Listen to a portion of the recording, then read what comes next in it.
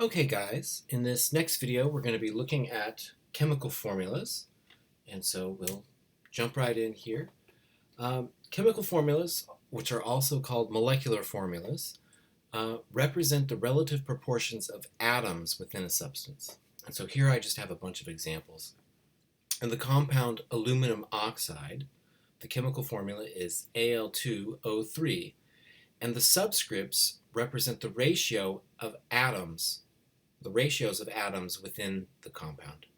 So in aluminum oxide, we have a 2 to 3 ratio of aluminum to oxygen.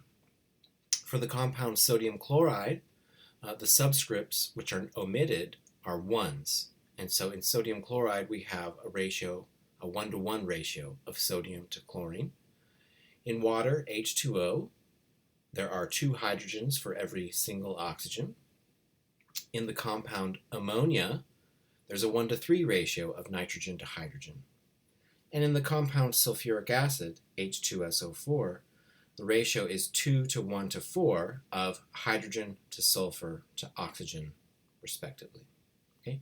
So chemical formulas give you the relative amounts of atoms within a substance. Here in this slide, I'm showing you different ways of representing molecules. So there are different types of chemical formulas. The one that we were talking about just a second ago, the chemical or molecular formula, is just the atomic symbols and then the subscripts that represent the relative numbers of atoms. But there are other types of formulas as well that you'll see throughout this course. One type of formula is called the structural formula, which shows you which atoms are bonded together. And so this CH4, which is also the substance, which is the chemical formula for the substance methane, can be represented by this structural formula, which shows you that the carbon atom is the center of the molecule, and the carbon atom is bonded to each of the 4 hydrogen atoms. This type of representation here is called a ball and stick model. It gives you a sense of the 3D structure of the molecule. So here the structural formula is just flat, it's planar, but actually methane has this tetrahedral shaped structure with carbon in the center. From time to time you may also see different space filling models which indicate the relative size of atoms within a given molecule. Okay, and so that's what these larger spheres represent. So we are going to be working primarily with chemical formulas, but every once in a while you will see structural formulas, and then we have a whole chapter dedicated to the 3-dimensional structure of atoms. And so once we get to that structure that chapter on molecular geometry, we're going to be seeing a whole lot of structural formulas as well. Sorry, a whole lot of ball and stick formulas as well. I wanted to point out the difference between coefficients, which appear in front of a chemical formula, and subscripts, which appear within the chemical formula. So you're going to find both coefficients and subscripts in this course. The coefficients represent the quantity of a given substance.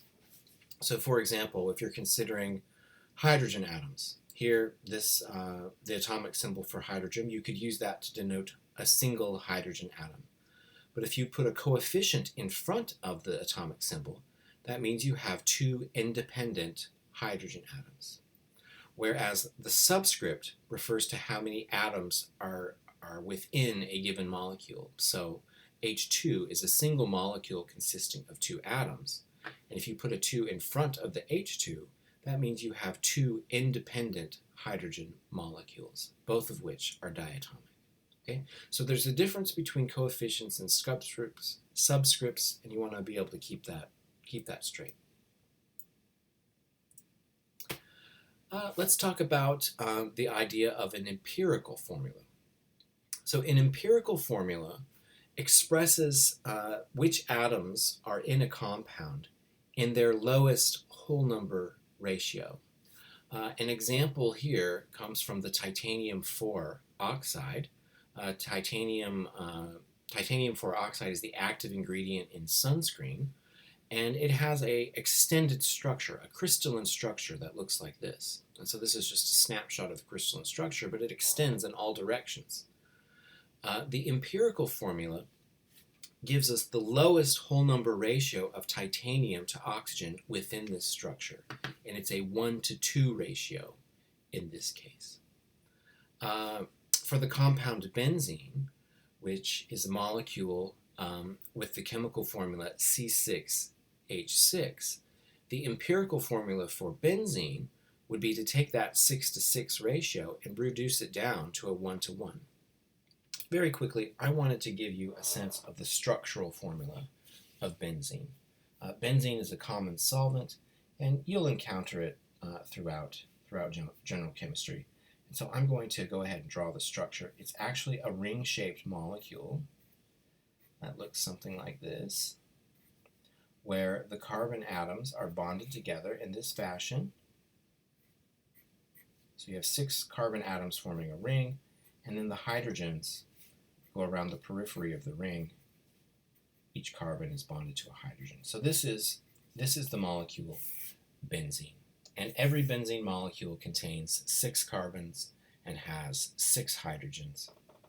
The empirical formula, which reduces the proportions of the different atoms to their lowest whole number ratio for benzene, would be just CH. Another substance that's very common to see in general chemistry is acetic acid. It has the molecular formula C2H4O2. It has the structural formula that looks like this.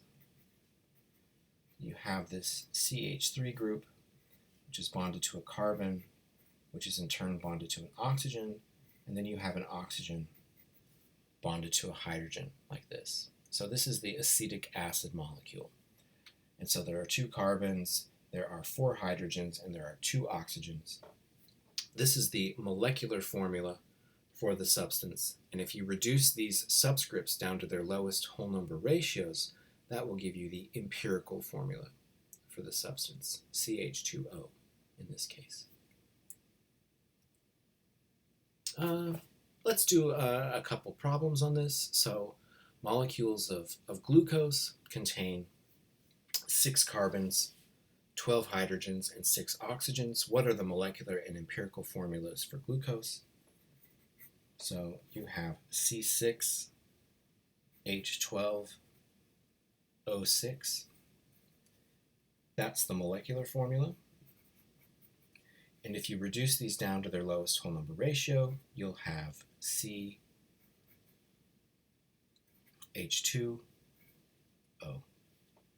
And that would be the empirical formula. In part B, we're looking at the substance medaldehyde. It has 8 carbon atoms, 16 hydrogen atoms, and 4 oxygen atoms. This is the molecular formula. The empirical formula, we reduce these down to their lowest whole number ratio, so we'll divide by 4. That's going to give us C2H4O. That would be the empirical formula for this substance.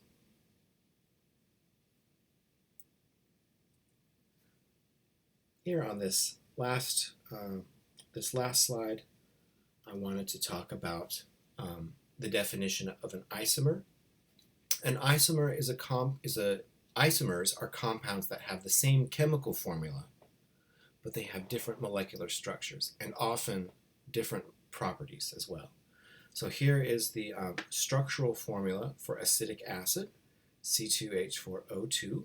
Okay, and another compound, methylformate, also has the same chemical formula. That is, it has the same number of carbons, the same number of hydrogens, and the same number of oxygens. However, the atoms are connected together in a different way. Okay, so these are 2 unique compounds, and they have different properties. We call these isomers of one another. Same chemical formula, but different structural formulas. You can also have so-called spatial isomers. Okay, These are molecules that would be analogous to your left hand and your right hand. Your left hand and your right hand are mirror images of one another, like we see in the case of this plus and minus carbon. However, your left hand and your right hand are not the same thing. That is, they're not identical to one another. And so molecules are the same way. You can have a left-handed molecule and a right-handed molecule. And the two different molecules, while they have similar chemical and structural formulas, they are unique. They're different from one another. And they also have different properties. Well, I think we will go ahead and stop this video here and talk about the periodic table in the next video.